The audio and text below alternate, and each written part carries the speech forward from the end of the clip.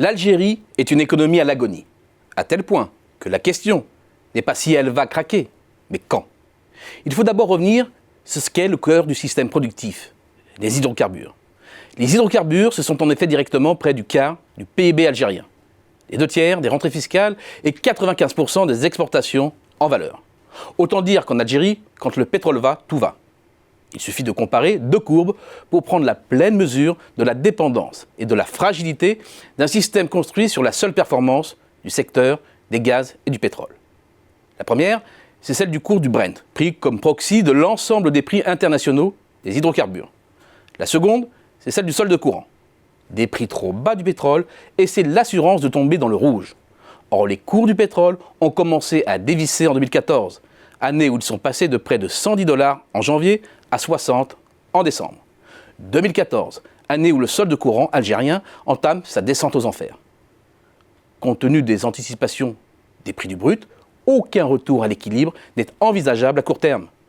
2014-2019, ce sont donc 6 années de plomb du jamais vu depuis le début des années 80.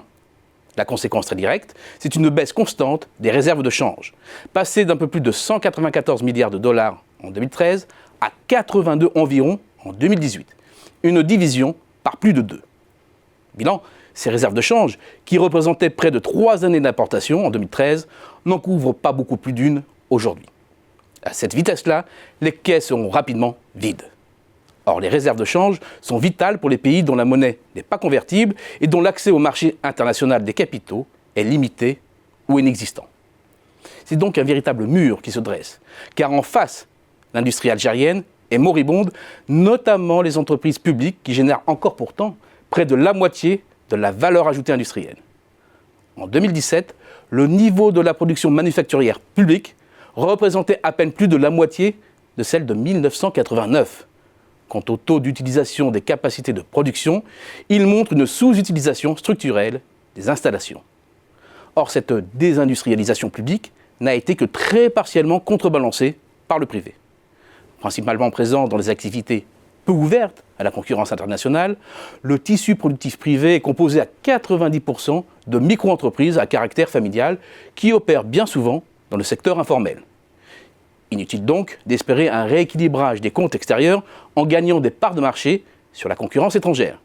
Pas possible non plus pour le gouvernement de s'orienter vers une politique de rigueur au risque d'un embrasement social. La solution fait figure de fuite en avant. La loi du 11 octobre 2017 permet le recours exceptionnel à la création monétaire, notamment pour contribuer à la couverture des besoins de financement du Trésor. La Banque d'Algérie a ainsi créé plus de 4 000 milliards de dinars de monnaie depuis novembre 2017, l'équivalent de 20% environ du PIB. Le risque est double. C'est bien évidemment celui d'un décrochage du dinar, notamment sur le marché parallèle. Actuellement, 1 000 € s'échangent officiellement contre 134 200 dinars, mais officieusement au moins 220 000 dans les rues d'Alger. Le second risque, lié en partie au premier, est celui d'une inflation qui dégénérerait en hyperinflation. Grâce à la rente énergétique, l'Algérie a pris l'habitude de vivre avec des moyens considérables. Mais le pays est tombé dans une impasse structurelle. L'argent du pétrole, au lieu de servir à l'investissement, a servi à financer le budget courant et à enrichir une caste. C'est le cas type de la maladie hollandaise. La malédiction des pays qui se retrouvent dépendants de leur seule matière première. Jusqu'à une date récente, c'est le prix du baril qui permettait de couvrir les dépenses algériennes. Ce qui n'est plus le cas aujourd'hui. Bref, l'Algérie, c'est un pays ultra dépendant de ses recettes d'hydrocarbures, qui se nourrit exclusivement de subventions publiques pour acheter la paix sociale, dont l'essentiel des revenus est capté par la classe dirigeante issue de l'armée, et qui se dirige droit vers une dérive inflationniste et un décrochage de sa monnaie. Toute ressemblance avec le Venezuela n'est pas fortuite.